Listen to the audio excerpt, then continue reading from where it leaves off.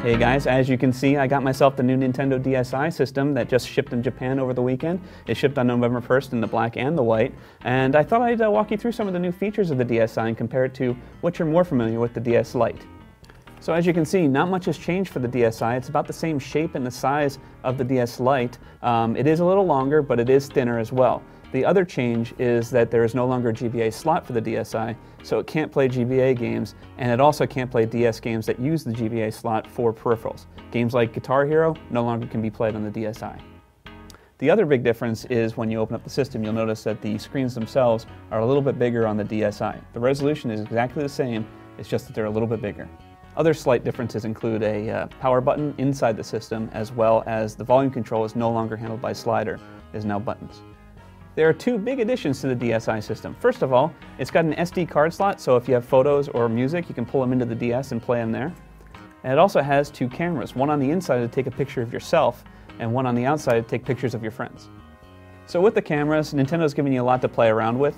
It's mostly for fun, but you can take some real pictures if you wanted to. The camera resolution isn't much more than what you'd get on a cell phone, but it looks pretty good on the DS system. The software is really cool though, where you can manipulate the live feed so you can stretch your friends' faces. You can also add mustaches automatically with the face tracking.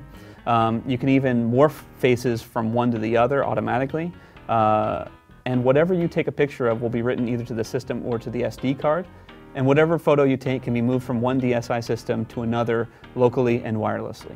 The DSi also has the ability to play music. It does not play MP3 files. It plays AAC formatted songs, but once you get them on the SD card and into your system, you can do all sorts of fun things with it. You can change the way the equalizer looks on the top screen. You can change the pitch and the speed of the song while it's being played. You can add sound effects by hitting the left and right trigger.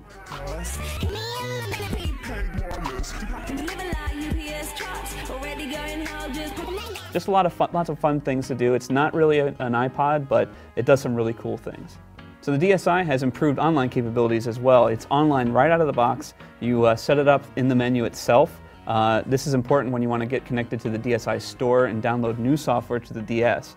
The only thing that's available on the store right now is the Opera browser, but like the DS browser that's already available, it's not very good. It's very slow and it's very incompatible. You'll find some websites that work, but it's really not worth the time to download. There's also a bunch of little features about the DS that seem influenced from the Wii itself. You'll notice that the menu now has like this channel system just like the Wii. You also have the ability to, when you're in a DS game, back out to the main menu just by hitting the power switch. You don't have to turn off the system anymore.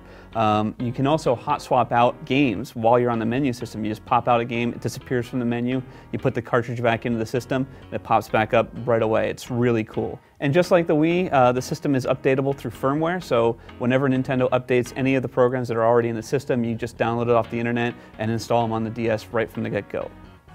So the Nintendo DSi just hit Japan over the weekend. Nintendo of America has said they have every intention of releasing this system, but not until well after Christmas. So does that mean you import the Japanese one? I'm going to have to say hold off because there's a lot of language barrier issues with the system. All the menus are in Japanese, and even though you can play any DS game on the system, Japanese or US, you can only access the DSi store in Japan on the Japanese system, so you're limited into what you can download. Now it's a really, really cool system with the camera and the music player, but I'm going to have to say hold off until the US version hits the shelves.